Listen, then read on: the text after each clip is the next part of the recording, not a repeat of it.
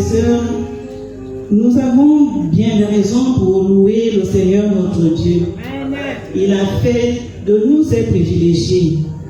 Nous sommes ses privilégiés et pour cela nous devons vraiment lui rendre grâce. Nous sommes ses privilégiés, pourquoi? Parce qu'il nous donne sa parole qui nous conduit jour après jour. Il met à notre disposition tout ce qu'il faut pour que nous soyons vraiment ses enfants, pour que que notre vie soit belle.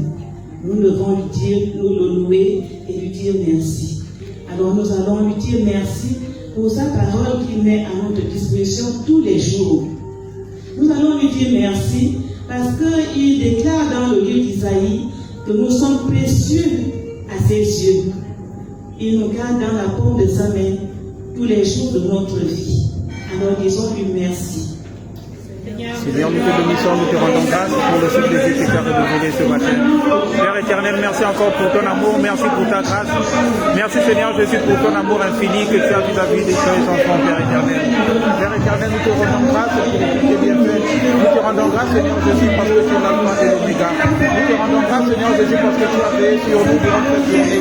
Seigneur, nous te rendons grâce pour ta sainte présence dans nos vies. Nous te rendons grâce, Seigneur Jésus, pour ta paix dans nos maisons. Nous te rendons grâce, Seigneur Jésus, pour tout ce que nous avons traversé comme difficulté durant cette journée, Père éternel. Car tu as dit dans ta parole, il faut bénir ton Dieu en toutes choses et à tout moment, pendant les bons et les mauvais moments. C'est pourquoi nous te rendons grâce, Seigneur Jésus, pour toutes les difficultés, Seigneur Jésus. Nous te rendons grâce, Seigneur Jésus, pour tous les obstacles, Père éternel. Seigneur, nous te rendons grâce, Seigneur Jésus, pour le mal. Nous te rendons grâce, Seigneur Jésus, pour toutes les mauvaises paroles prononcées. Seigneur, c'est pourquoi nous voulons que tu puisses encore transformer nos cœurs d'acier omnipotent d'amour, Père éternel. Seigneur, nous avons besoin de toi. Merci encore pour toi, Seigneur. Oui, frères et sœurs, nous n'avons rien mérité. Nous n'avons pas fait d'effort pour que nous soyons ici aujourd'hui. Mais nous sommes ici par la grâce de Dieu. Beaucoup auraient bien voulu voir ce jour, mais ne l'ont pas pu. Et nous sommes là, non parce que nous avons gagné un concours, mais par la grâce de Dieu. Alors disons-lui merci pour toutes les merveilles qu'il accomplit dans notre vie chaque jour. Merci surtout pour ce miracle du sommeil et du réveil qu'il accomplit chaque jour dans notre vie. Disons-lui merci. Seigneur, nous te bénissons, nous te rendons grâce de nous avoir réveillés ce matin, Père. Merci Seigneur Jésus pour toutes les merveilles. Merci Père éternel pour toutes les grâces que tu as accomplies durant cette journée, Père éternel. Seigneur, nous te bénissons, nous te rendons grâce pour tes bienfaits visibles et invisibles. Seigneur, nous te bénissons, nous te rendons grâce pour ta joie. Nous te bénissons, nous te rendons grâce pour ta paix. Nous te bénissons, nous te rendons grâce, Seigneur Jésus, pour ton amour. Nous te bénissons, nous te rendons grâce, Seigneur Jésus, pour tout ce que tu vas encore accomplir dans nos vies. Nous te bénissons, nous te rendons grâce, Seigneur, pour ce sourire. Nous te disons merci encore, Père éternel, pour tout ce que tu as encore accompli durant cette journée dans nos vies, Père éternel. Nous te rendons des actes de grâce, Père éternel, pour cela. Seigneur, nous te rendons grâce, Seigneur Jésus, parce que tu nous as donné la force d'être dans ces lieux. Nous te rendons grâce, Père éternel, parce que tu nous as donné cette capacité de venir te louer, de venir t'adorer, Père éternel. Seigneur, nous te bénissons, nous te rendons grâce, parce que tu es là, tu veilles sur tes enfants, Père. Tu veilles sur ton peuple, Père éternel. Merci encore pour tout. Merci, Seigneur Jésus, parce que tu es le libérateur. Merci, Seigneur Jésus, parce que tu nous as déchargé de tout fardeau, Père. Dieu nous aime toujours. Il nous aime plus surtout. Il est celui qui nous aime mieux que quiconque. Son amour nous accompagne jour après jour. Nous avons la preuve de son amour. Il nous a donné ce qu'il avait le plus cher, son Fils unique, qui s'est sacrifié pour notre salut. Disons-lui merci pour ce salut qu'il nous a accordé par le sacrifice de son Fils. Seigneur, nous te disons merci. Nous venons vers toi pour te dire merci parce que tu as sacrifié ta vie par amour pour ton peuple, Père éternel. Seigneur, étant sur ta croix, tu as fait couler ton sang, Seigneur Jésus, par amour pour ton peuple, Seigneur. Seigneur, c'est pourquoi nous sommes reconnaissants vis-à-vis de toi. Nous sommes reconnaissants, Seigneur Jésus, pour tout ce que tu as fait dans nos vies, Père éternel. Nous te faisons reconnaissants, Seigneur Jésus, pour tous les miracles, pour ce sacrifice, Père éternel, que tu as marqué dans nos vies, Seigneur Jésus. Seigneur, nous te rendons grâce pour tout, Père éternel. Seigneur, c'est pourquoi nous serons toujours reconnaissants à vie par rapport à cela, Seigneur Jésus. Seigneur, merci encore. Merci,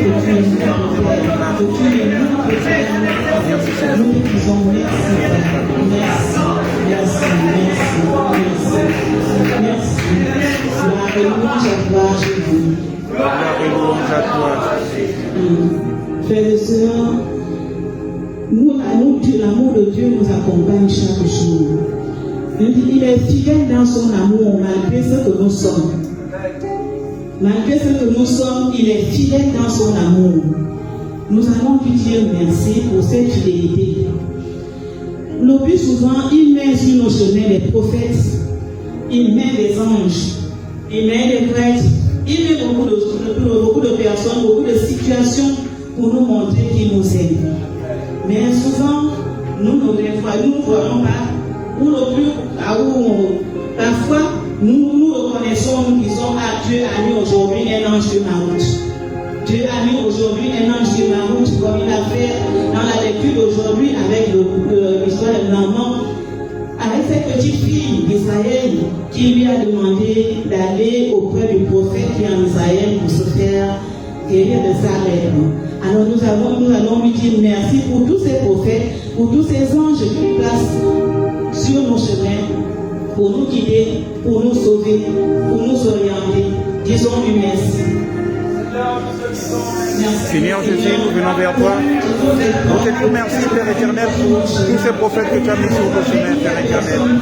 Seigneur, nous te disons merci, Père éternel, pour toutes ces personnes que tu as révélé ta parole. Nous te disons merci, Père éternel, car tu as révélé ta parole aux prophètes. Seigneur, nous te glorifions, nous te rendons grâce, Seigneur Jésus, car ta parole nous vivifie, Seigneur Jésus, car tes oracles nous sanctifient, Père éternel. Seigneur, nous te bénissons, nous te rendons grâce, parce que tu es l'alpha et l'oméga. Tu es le chemin, la vérité et la vie, Seigneur Jésus, parce que tu es le Dieu fidèle, Père éternel. Seigneur, c'est pourquoi nous te rendons grâce. Nous te disons merci, Père éternel, parce que tu es la Dieu éternel, Père éternel. Seigneur, nous te bénissons, nous te rendons grâce pour toutes ces personnes que tu as mis sur le chemin, Père. Tous tes anges gardiens, Père éternel, qui ne cessent de nous orienter, Père. Merci encore pour tout, Seigneur Jésus. Merci, Seigneur, pour tes oracles. Merci, Père éternel, pour ta parole. Merci pour ta paix. Merci pour ta paix. Gloire et louange à toi, Seigneur. Gloire et louange à toi, Seigneur. Mes frères et sœurs, nous avons dit merci à Dieu. Nous ne pouvons pas mettre fin à ce merci, il fait tant de choses pour nous. Nous serons là toute la nuit jusqu'à demain à lui dire merci pour toutes ces merveilles. Et nous ne pouvons même pas les compter. Mais il arrive aussi que nous offensions ce Dieu qui nous aime. Tous les jours, nous offensons notre Père. Alors nous allons lui demander pardon. Parce que nous sommes souvent ingrats. Nous ne sommes pas reconnaissants pour toutes ces merveilles qu'il accomplit dans notre vie. Nous avons des doutes. Même quand il nous parle, on a vu que c'était lui. Enfin, j'ai entendu comme si c'était lui, mais je ne savais pas. Bon, j'ai vu que ça venait qu'on murmurait, quelqu'un murmurait au fond de moi, ou comme c'était un enfant, je n'ai pas su que c'est Dieu qui me parlait. Alors nous allons lui demander pardon pour toutes les fois où nous ne faisons pas attention à sa foi. Seigneur, nous te demandons pardon. Parce que tu nous parles de plusieurs manières. Seigneur Jésus, nous sommes là devant toi pour te demander pardon parce que nous avons péché. Père éternel, nous péchons au quotidien, Père éternel. Seigneur Jésus, vers qui irions-nous, Seigneur Jésus? Seigneur, toi, c'est qui nous a créés, Père. C'est pourquoi nous voulons que tu puisses créer en nous de cœurs purs, Père éternel. Seigneur, nous voulons que tu puisses encore transformer nos cœurs parce que nous péchons au quotidien. Nous sortons des mauvaises paroles, Père éternel. Seigneur, nous rendons mal à l'aise nos prochains, Père éternel. C'est pourquoi nous voulons que tu puisses nous pardonner, Seigneur Jésus. Seigneur, prends pitié de nous selon ta bonté et ta grande miséricorde. Seigneur, crée en nous des cœurs purs, Père éternel. Pardonne-nous, Seigneur Jésus, pour nos péchés. Pardonne-nous pour nos fautes, Père éternel. Pardonne-nous pour nos mauvaises paroles, Père. Pardonne-nous, Seigneur Jésus, pour les propos malveillants, Père éternel. Prends pitié de nous, Seigneur Jésus. Nous avons besoin de toi. Brise en nous, Seigneur Jésus, le cœur d'orgueil, Père. Seigneur, transforme nos cœurs. Transforme nos cœurs, Seigneur Jésus. Comme nous de ton humilité, Père éternel. Seigneur, nous avons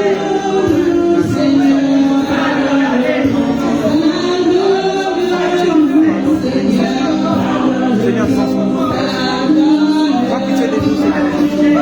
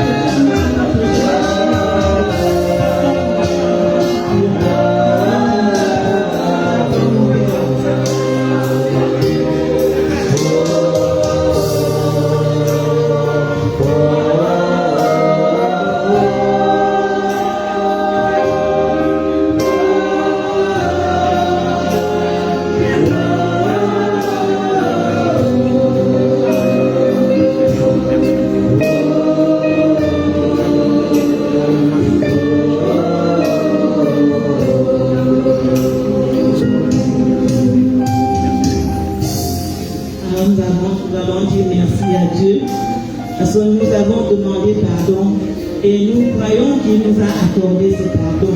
Parce qu'il est amour. Il ne veut pas la mort du pécheur, mais il veut la conversion. Il veut que nos pécheurs se convertissent. Alors nous disons merci pour ce pardon qu'il vient de nous accorder.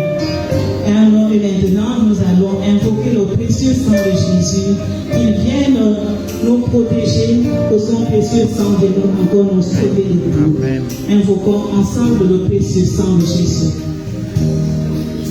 Seigneur Jésus, nous te bénissons, nous te rendons grâce pour ton précieux sang. Père éternel, ton sang que tu as fait couler dans toutes les rues de Jérusalem par amour pour ton peuple, nous invoquons encore ce sang ce soir, Seigneur Jésus. Seigneur, que ce sang puisse encore anéantir ce que l'ennemi a planifié dans ces lieux. Seigneur, que ce sang puisse encore anéantir partout où nous voulons nos pas, Père éternel. Seigneur, que ce sang puisse encore transformer nos vies. Que ce sang, Seigneur Jésus, puisse encore libérer nos maisons. Seigneur, que ce sang puisse encore libérer les coins et les coins de notre cathédrale, Père éternel. Seigneur, que ce sang puisse encore briser et restaurer ce lieu. Seigneur, que ce sang puisse encore toucher, Seigneur, ton pays, le Gabon. Seigneur, que ton sang puisse encore toucher nos côtes, nos quatre coins et les coins de ce pays, Père éternel. Seigneur, nous te présentons ton précieux sang. Seigneur, que ce sang pour la faute de chacun de nous. Que ce sang détruise maintenant. Que ce sang détruise maintenant ce que l'ennemi a planifié, Père. Que ce sang puisse encore libérer nos âmes en captivité, Seigneur. Que ce sang coule maintenant. Que ce sang coule sur chacun de nous. Que ce sang coule dans ces lieux. Que ce sang coule sur les micros, que ce sang coule maintenant sur toutes ces personnes pour élever ta voix. Seigneur, que ce sang puisse continuer dans les hôpitaux, Père éternel. Toutes ces personnes qui sont en manque de sang, fais couler ton sang, Seigneur. Seigneur, nous te recommandons pour ce sang. Seigneur, fais couler ton sang, nous avons besoin de toi. Seigneur Jésus, je fais couler ton sang sur la croix par amour. Nous avons besoin pour ce sang, Seigneur. Que ce sang libère, que ce sang libère maintenant, que ce sang libère nos vies, que ce sang transforme, que ce sang puisse encore libérer. Que ce sang sanctifie, purifie nos lèvres, afin que toutes ces paroles qui seront prononcées à tes regards soient accomplies, Père éternel. Seigneur, que ton sang puisse encore purifier nos lèvres, Père. Seigneur, que ton sang purifie nos lèvres.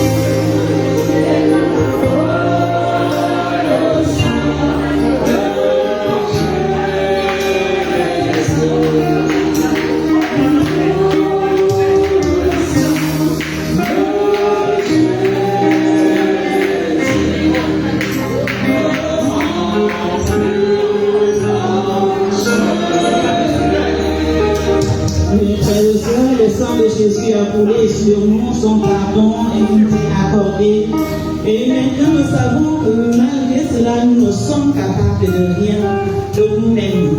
Alors nous allons appeler celui qui nous donne la force pour toutes choses. Nous allons appeler le Paraclet pour qu'il vienne envahir ce temple. Il vient envahir nos cœurs, que le Saint-Esprit vienne mettre sur les lèvres de notre prédicatrice de ce soir les mots qu'il faut à la place qu'il faut et qu'il dispose nos cœurs à l'écouter, à accueillir ses paroles, à mettre en pratique. Ensemble, invoquons le Saint-Esprit de Dieu. Seigneur Esprit Saint, toi qui es né du Père et du Fils, nous te prions ce soir. Saint-Esprit de Dieu, nous invoquons encore ta présence sur chacun de nous. Saint-Esprit de Dieu, tu as dit dans ta parole, invoquez-moi et je serai au milieu de vous. Saint-Esprit de Dieu, c'est pourquoi nous voulons que tu puisses encore rallumer cette flamme qui est éteinte dans nos cœurs, Saint-Esprit de Dieu. Viens encore disposer nos cœurs afin de t'allumer, Saint-Esprit de Dieu. Nous avons besoin de ta force. Nous avons besoin de ta puissance dans ce lieu. Guide chacun de nous, Saint-Esprit de Dieu. Guide maintenant chacun de nous. Nous t'invoquons puissamment, Saint-Esprit de Dieu. Nous avons besoin de ta force sur chacun de nous. Viens maintenant, Saint-Esprit de Dieu. Comme le jour de la Pentecôte, nous voulons recevoir cette puissance. Nous voulons recevoir cette force, Saint-Esprit de Dieu. Agis sur chacun de nous. Nous te présentons notre prédicatrice, Saint-Esprit de Dieu. Nous voulons que tu puisses encore transformer son âme. Nous voulons que tu puisses transformer son cœur. Nous voulons que tu puisses combler de tes dons par ton intelligence, Saint-Esprit de Dieu. Afin que tout qui sortira de ta bouche soit des paroles réelles, Saint-Esprit. Nous avons besoin de toi. Agis puissamment. Agis maintenant, Saint-Esprit de Dieu. Nous t'invoquons, Saint-Esprit. Agis maintenant, Saint-Esprit de Dieu. Agis puissamment, Saint-Esprit de Dieu. Nous avons besoin de toi. Agis, Saint-Esprit de Dieu. Nous avons besoin de toi.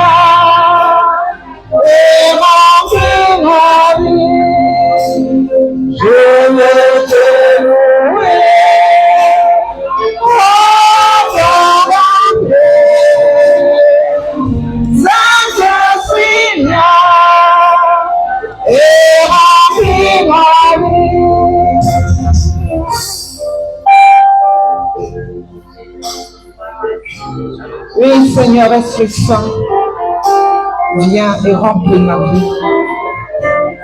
Viens et remplis mon cœur, Seigneur Esprit Saint. Seigneur Esprit Saint, que de ma bouche déborde, Seigneur, ce que tu as mis dans mon cœur.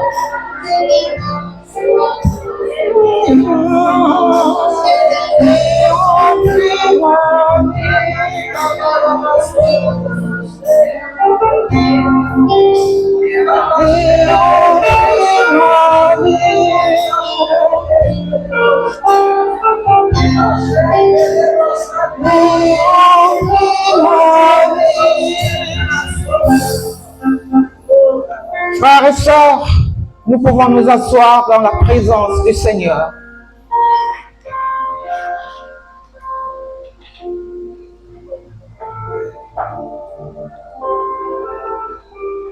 Oui, frères et sœurs, je vais commencer par un témoignage.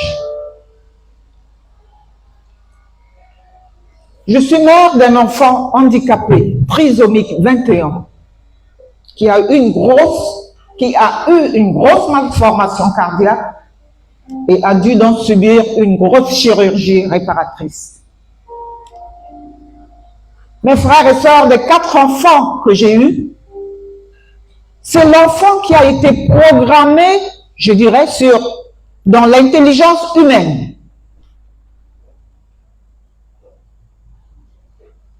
Et voilà que je reçois un enfant handicapé. Ça a bouleversé ma vie.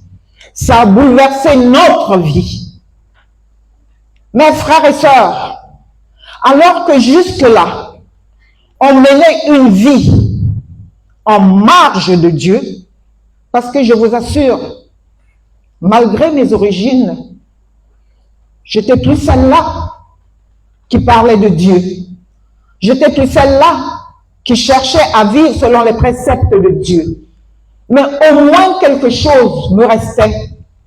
Je savais qu'il ne fallait pas faire du mal à son prochain. Alors, vous voyez, frères et sœurs,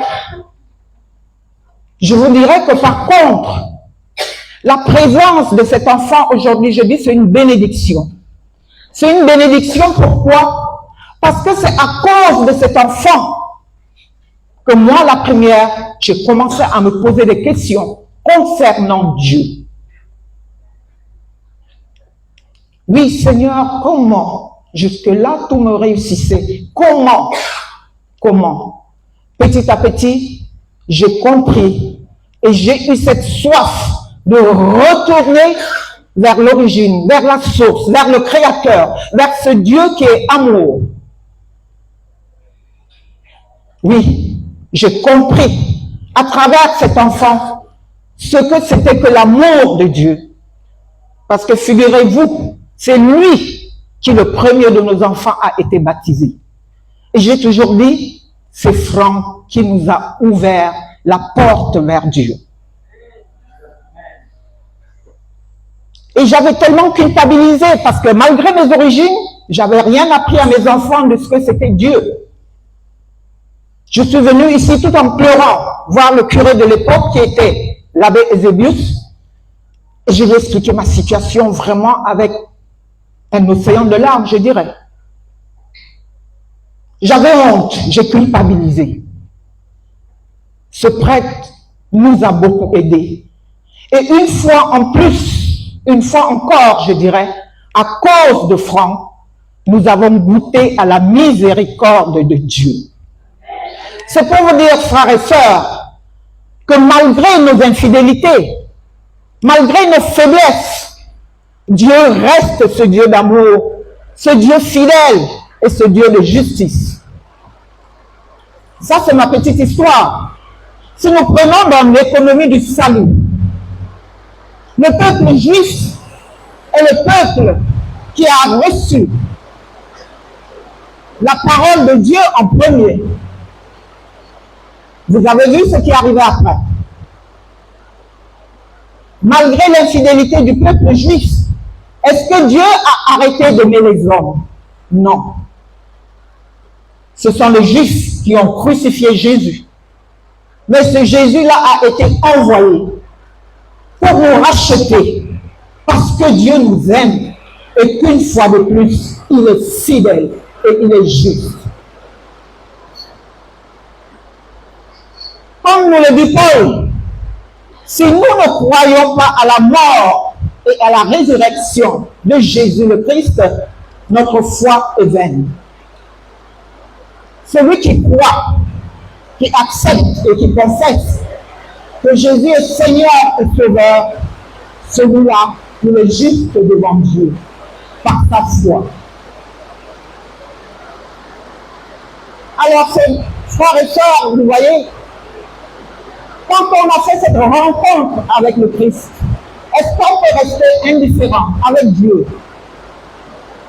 Comme nous disait tout à l'heure la sœur, on rencontre Dieu de différentes manières, à travers différentes situations, à travers différentes personnes.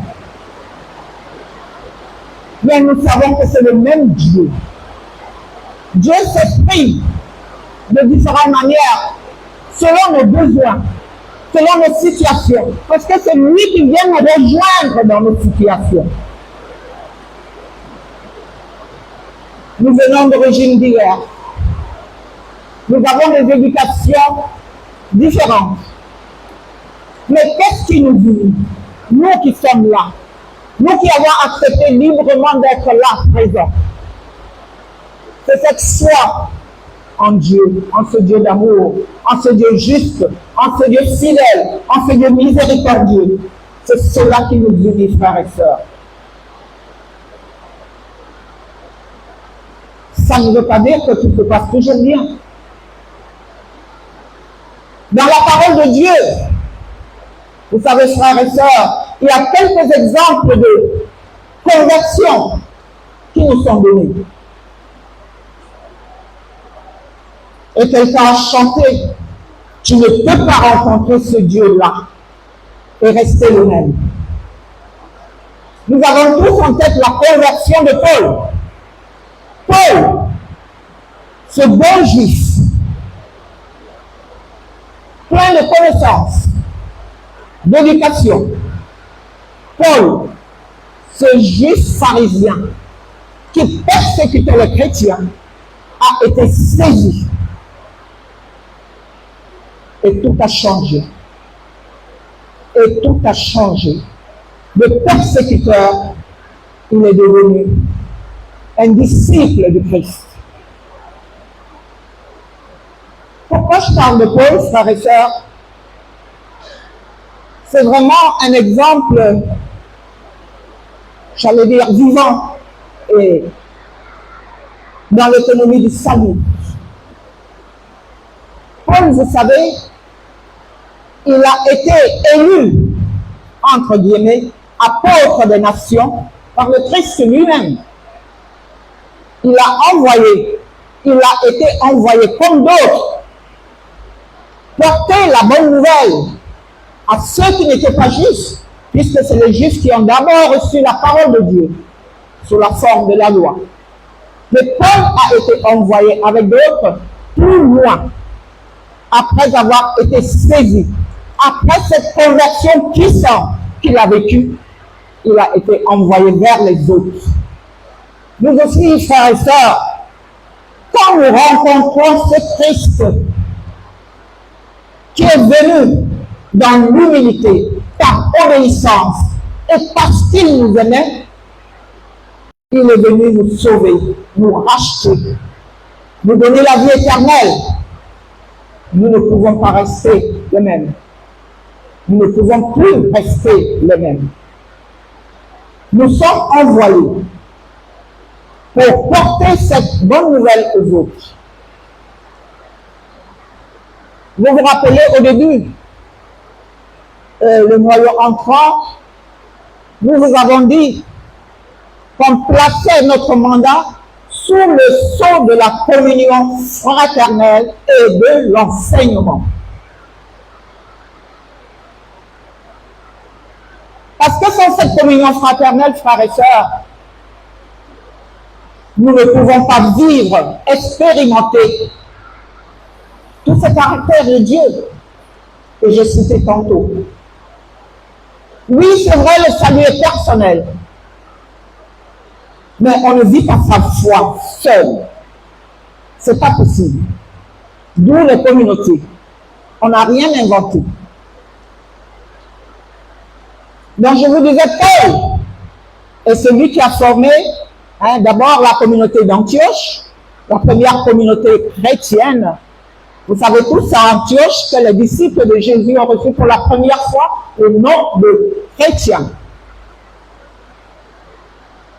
Mais après, ils sont partis deux par deux pour porter la bonne nouvelle à ceux qui étaient encore dans l'ignorance, à ceux qui n'avaient pas encore été bousculés par cette bonne nouvelle. Nous en faisons partie.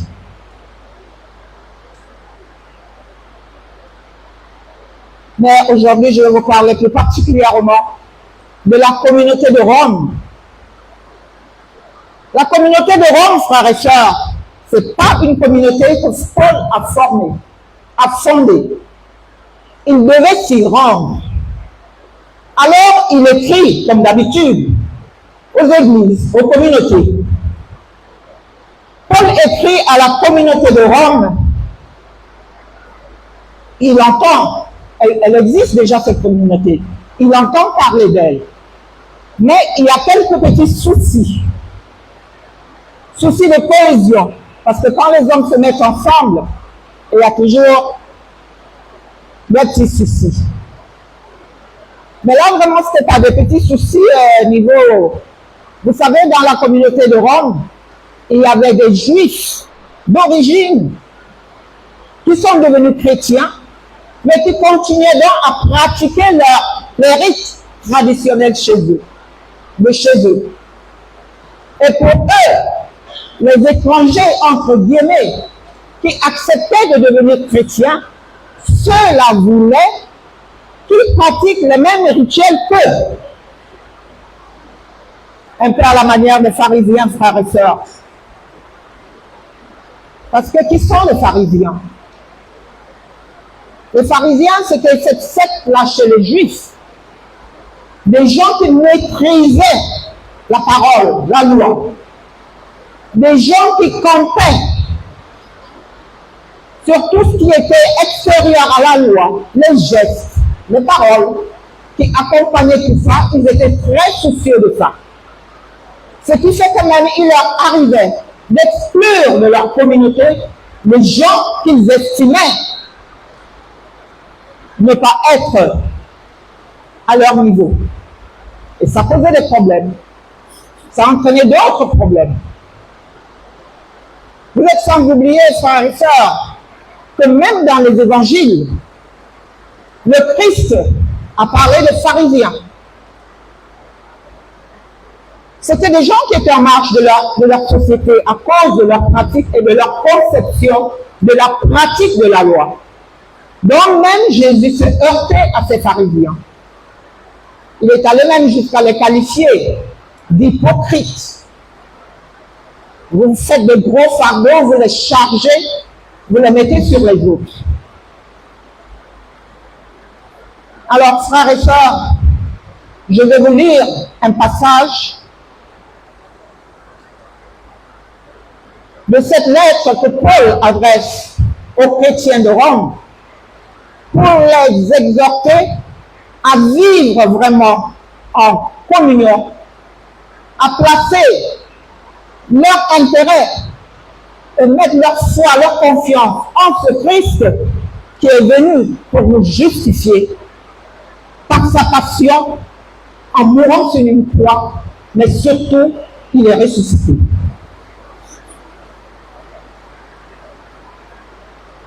Certes, Paul va trouver que les anciens, c'est-à-dire les Juifs, avaient un avantage parce que c'est eux qui avaient reçu le dépôt de la loi. Mais est-ce que c'était suffisant pour se trouver juste devant Dieu, pour se juger juste devant Dieu et juger les autres? Paul va répondre. Frères et sœurs, nous allons écouter ce que Paul dit aux chrétiens de Rome à ce propos.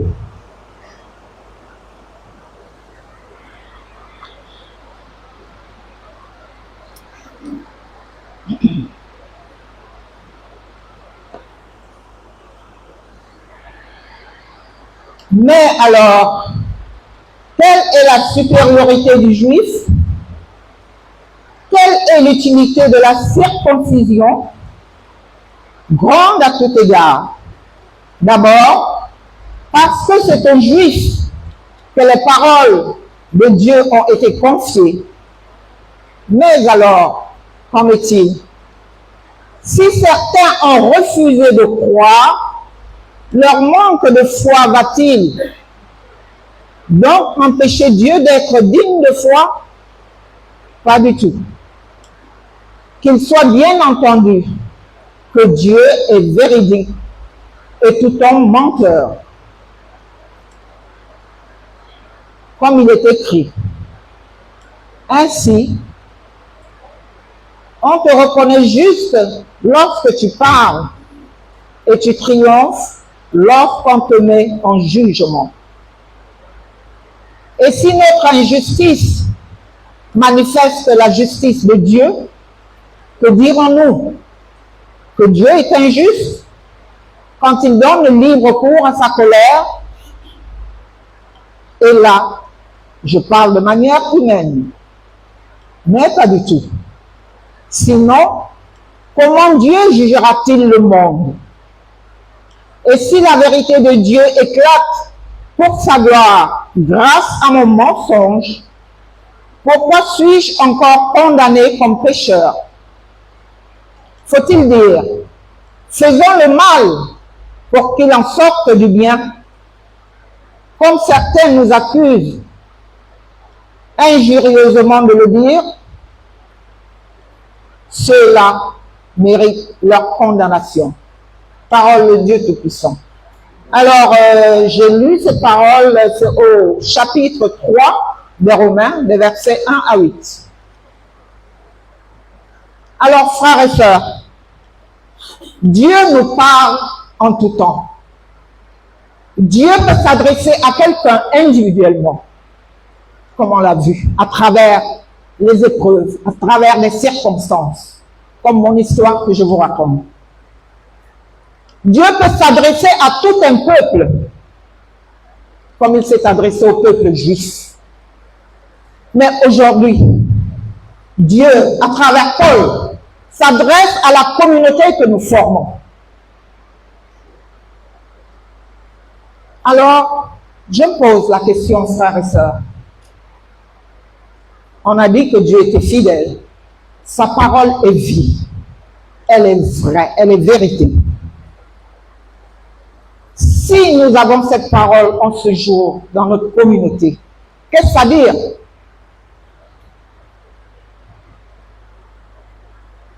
Nous avons dit qu'on plaçait notre mandat sous le sceau de la communion fraternelle. Les fruits de la communion fraternelle, quelques fruits, c'est la paix, c'est la joie. C'est l'élévation de chacun vers ce Dieu tant désiré. C'est la recherche du bien. C'est la recherche de la vérité. C'est vivre la justice. Alors je me pose la question, moi la première. Seigneur, qu'est-ce qui ne va pas dans notre communauté? Qu'est-ce qui ne va pas, Seigneur? Parce qu'à travers ce texte, Paul fait comprendre à ceux vers qui il ira qu'ils ont besoin de se réconcilier. Et je vous disais tantôt qu'il y avait des problèmes qui se posaient. La parole de Dieu est vérité. Si nous avons cette parole en ce jour, frères et sœurs, que chacun entre en lui. Que chacun fasse un petit examen de confiance. Que chacun revoie son trajet. Et surtout, en ce temps favorable qu'est le temps de carême. Seigneur, qu'est-ce qui ne va pas? Qu'est-ce qui ne te plaît pas? Qu'est-ce que j'aurais dû faire dans telle situation et que je n'ai pas fait? Ou qu'est-ce que j'aurais pas dû faire? Parce que vous savez, frères et sœurs, Dieu nous juge aussi. Et dans l'évangile de Matthieu, il nous dit, il nous juge. C'est par rapport à notre manière de vivre la parole de Dieu authentiquement par rapport à nos frères et sœurs. Parce qu'il dira, j'étais en prison, vous êtes venus me voir. J'étais nu, vous m'avez habillé. J'avais faim, vous m'avez donné à manger. J'étais un étranger, vous m'avez accueilli. Etc. Alors Seigneur, oui, nous avons dit que nous voulions vivre cette communion fraternelle. Qu'est-ce qui nous manque, Seigneur, pour la réaliser? Vous savez, frères et sœurs, on n'entend plus beaucoup parler aujourd'hui de tout ça. Mais vous savez, quand on choisit librement de vivre selon la parole de Dieu, ça arrive à chacun de nous. Il arrive des moments où nous sommes faibles. Il arrive des moments où nous n'éprouvons pas cette joie-là de vivre cette parole. Mais, que faire, Seigneur? Mais nous avons plus facilement la tendance de nous comporter comme des pharisiens, et je dirais des pharisiens modernes. C'est plus les pharisiens du temps de Juifs. Qu'est-ce qui nous arrive? Qu'est-ce que nous n'avons pas fait? Oui, frères et sœurs, sachez qu'à chaque fois que notre comportement, dans quelque domaine que ce soit, ne produit pas au milieu de nous ces fruits-là, témoins de la présence de l'Esprit Saint qui veut s'exprimer puissamment. Quand il nous arrive d'avoir un comportement qui ne produit pas la paix ou la joie, mais qui au contraire peut entraîner de la zizanie parmi nous, frères et sœurs, le Seigneur n'est pas parmi nous. L'Esprit Saint n'agit pas.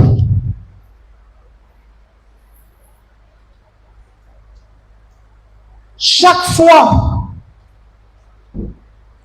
que nous sommes là, nous guettons ce qui est fait, au lieu de venir vraiment de tout cœur, pour qu'ensemble nous puissions rendre gloire à Dieu. Mais quand nous venons pour guetter, pour voir, oh non, là c'est pas bon, oh non, ça c'est pas bien dit, oh c'est pas comme ça. Est-ce que nous glorifions le Seigneur? Non. Vous savez, dans les évangiles, il y a une histoire à propos de Jésus et des pharisiens. Jésus qui, avec ses disciples, un sabbat, traverse un champ de blé. Un sabbat. Vous savez l'importance du sabbat chez les Juifs. Même ton âne, tu ne dois pas le détacher. Et ses disciples se mettent à arracher les épis.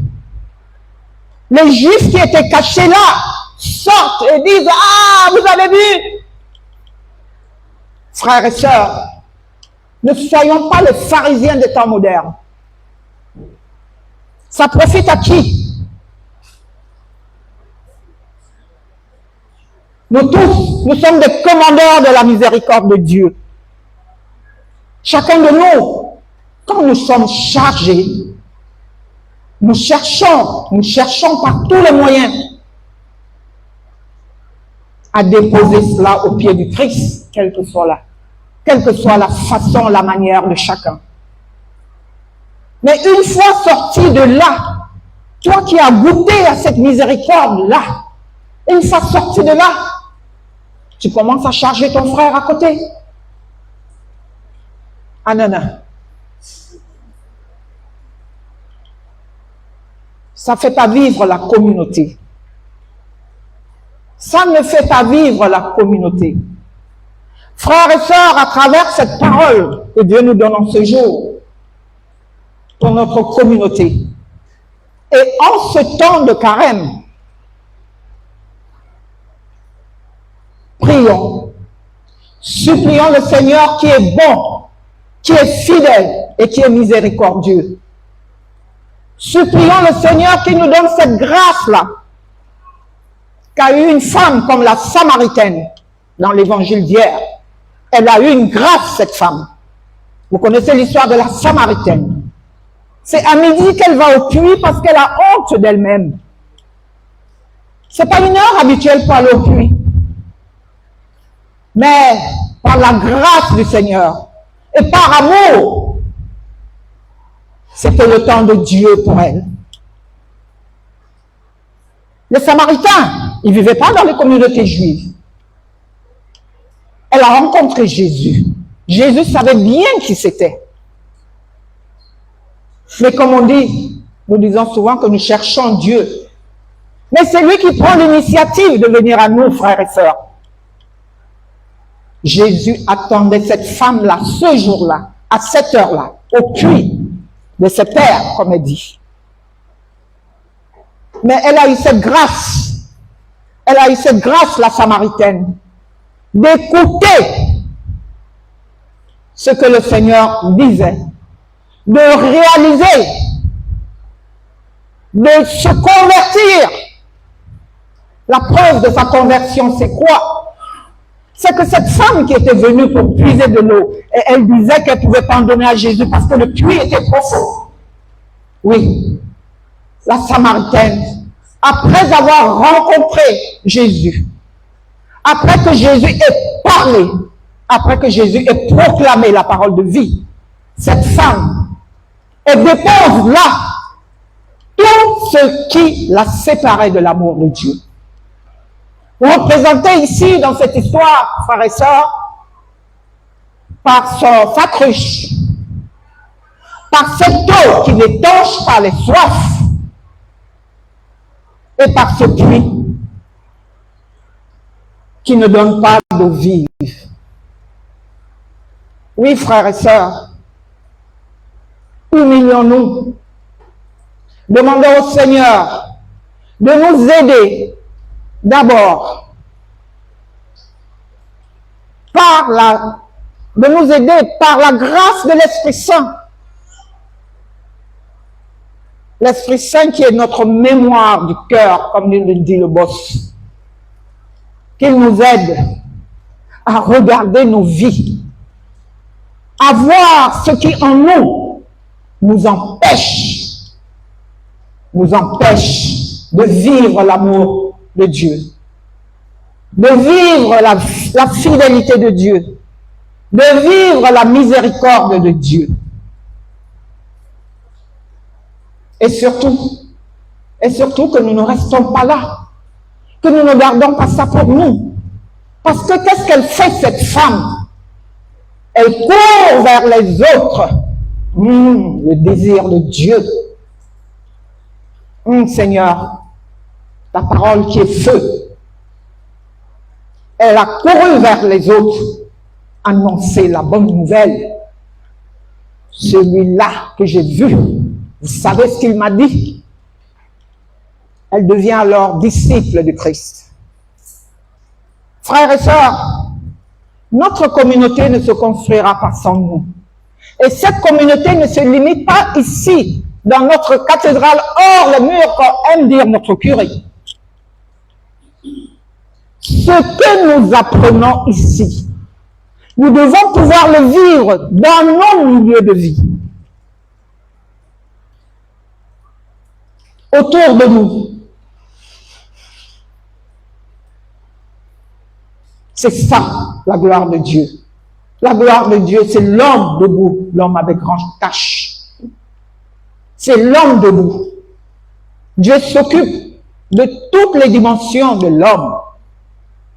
Alors, frères et sœurs, faisons-lui confiance. Ouvrons-lui notre cœur. Présentons-lui tout ce qui nous sépare de son amour pour qu'il nous remplisse de sa présence et que son Esprit Saint puisse agir puissamment dans la vie de chacun de nous pour la gloire de Dieu et pour notre salut. Amen.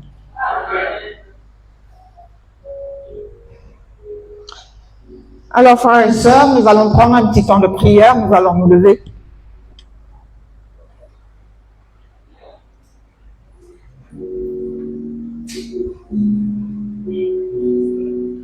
Ensemble, frères et sœurs,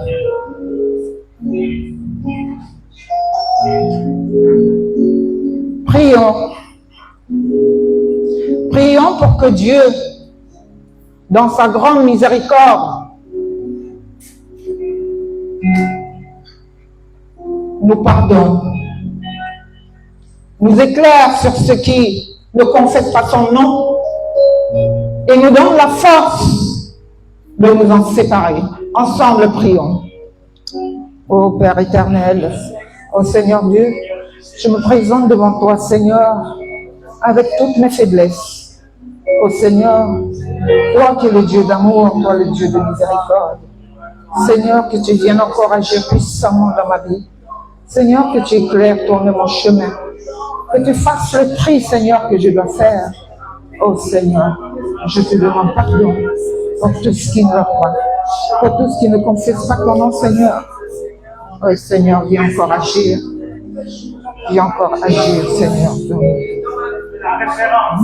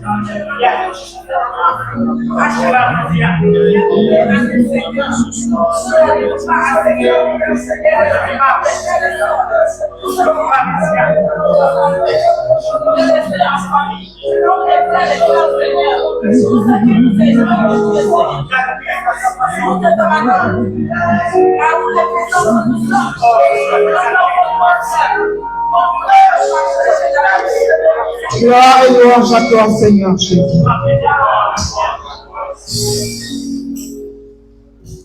Oui, frères et sœurs,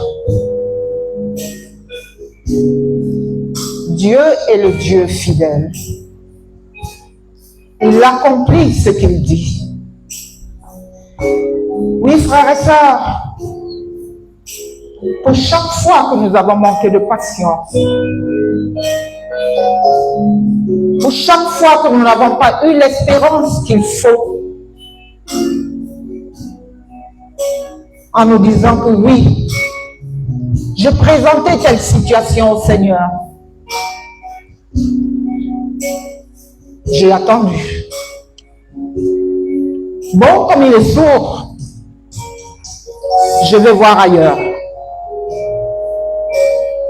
Oui, frères et sœurs, demandons à Dieu de nous remplir de son Esprit Saint. Cet Esprit qui nous donne la force d'attendre et d'espérer dans la foi et dans la joie, dans la confiance, l'accomplissement des promesses de ce Dieu qui est juste et qui est bon. Ensemble, prions, frères et sœurs. Oh Seigneur, je te demande pardon, Seigneur, pour chaque fois, Seigneur, que je n'ai pas su attendre jusqu'au bout. Oh Seigneur, encore manifeste ta gloire. Viens Seigneur, me réhonorer, Seigneur, ces paroles. Viens Seigneur, renouveler ma foi en toi. Viens Seigneur, renouveler ma confiance en toi.